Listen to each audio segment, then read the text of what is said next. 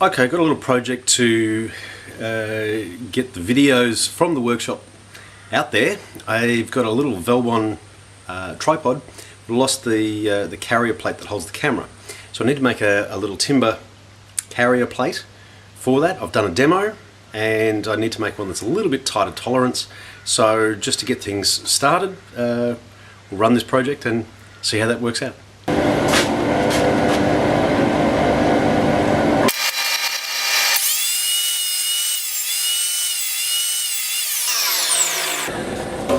There it is, about 12mm.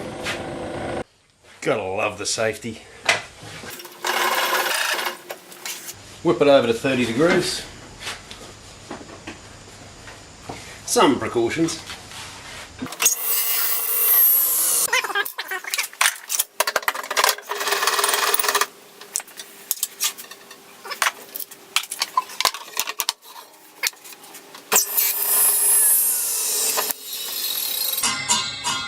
Gotta love those wobbly blades.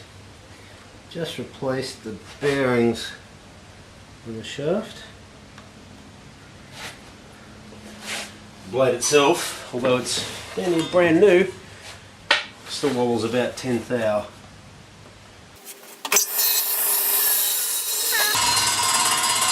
So we cut that way too narrow. 48 is supposed to be 59.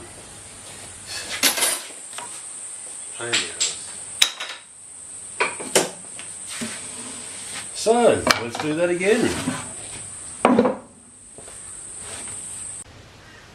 Okay, so here's the little demo unit, or the first one that I made. Actually works, but this doesn't quite grab. It's not wide enough in this direction, so it's a little bit of slop in the holder.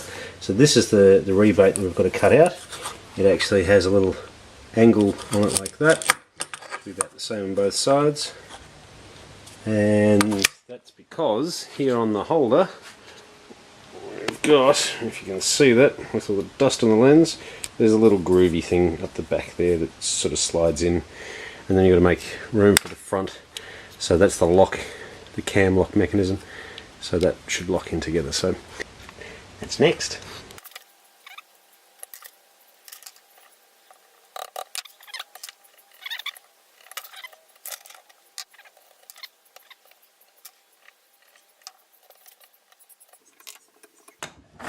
This section here needs to be flattened out so that it can go in like this and then sit down and then jam in that way. So perhaps it's a little clearer on this side. You can actually see that it's been flattened out. Now the difference is about 1mm, but in a precision made piece of plastic that it's got to fit into, that makes all the difference. So that now sits in nicely, smooth top and bottom, ready for the mount bolt. Now rough enough is good enough.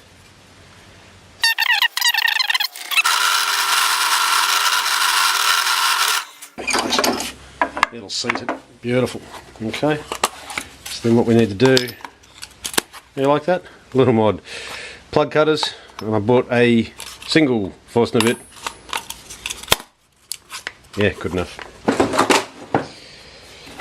Take the drill bit of the right size. Probably break out in the top. Okay. So this is the first one. I know the lighting's not great here, but so the head of this will sit flush, something like so. That's the first model. Second one, same deal. That's got to get put through there. So if we can start that. 11mm socket, get it nice and square. The size of the hole's slightly undersized, so it's a little bit tight, which is good. If you haven't seen one of these, you haven't started a living, have you? So, 1/2-inch drive. Absolutely fabulous. These are gold. If you ever got to put together anything from IKEA, it's exactly what you need. Now, the thing about these units for screwing a camera on top is that depending where you want the head to sit in relation to where the duva sits on top of the tripod, you need a little nut with a washer. So what I need to do is have some sort of a circle, a knurled knob or something like that that I can set this washer into, so that you screw the camera down on top of it and then you can unscrew that to lock it. So that's next. Now what do you reckon? Not that big? Ooh, just about. Might even be worth going a little bit bigger. Huge mungus. Sure, why not? That'll make it easy. Now, this thing needs to be fairly thin, so this 1/4 inch stock, no good. So let's try some 7mm.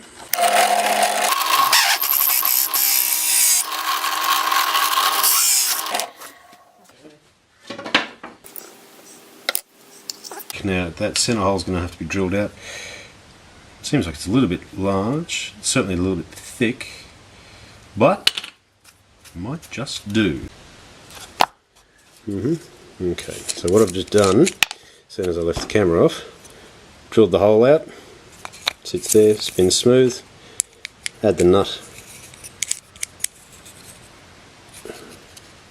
Now I've got a template, cut around the edges, pull it out, seat it, and then probably flatten the washer a little bit because it's a little bit too thick, but maybe I need a longer bolt.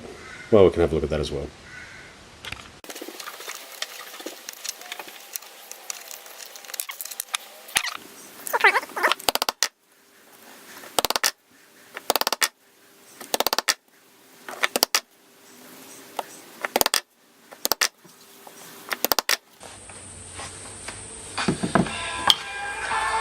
Now sometimes you do a pocket dial, sometimes this phone just starts playing music, which is kind of impressive, seeing as it's got to launch the application, select some music and decide to start playing.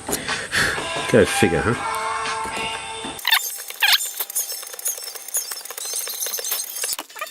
That's it. It's pretty good.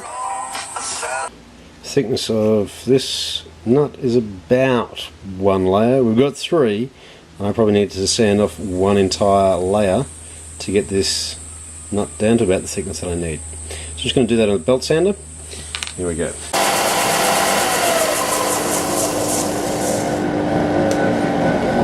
Yeah, that's about as close as I dare go without losing the tops of my fingers.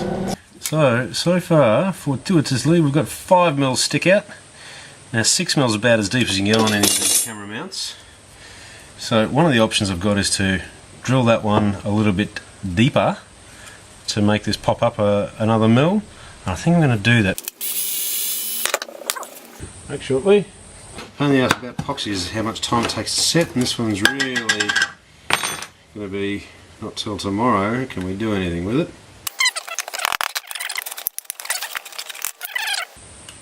What's that, 2 to 1? Still reasonably important that you get your quantities pretty spot on, actually. Don't want to glue the threads. A little piece of baking paper. There we go.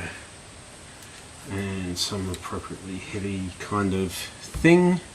That looks pretty good. There we go.